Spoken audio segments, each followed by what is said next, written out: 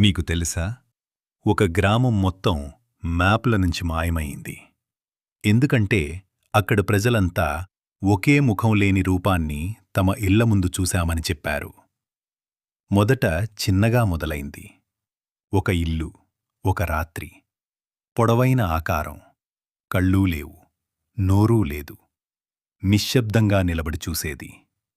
తర్వాత ఇంకో ఇల్లు, అదే ఎత్తు, అదే నిశ్చలత, అదే మౌనం.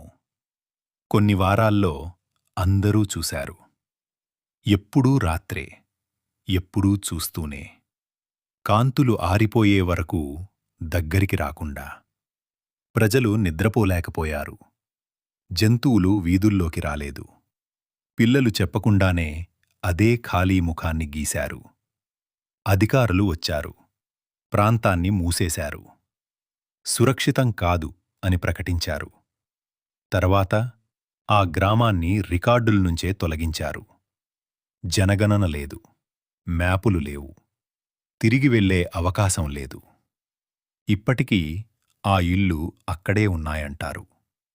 సాయంత్రం వేళ రోడ్డు అంచున ఏదో ఒకటి నిలబడి ఉంటుందట, మళ్ళీ ఎవరో చూడాలని ఎదురుచూస్తూ.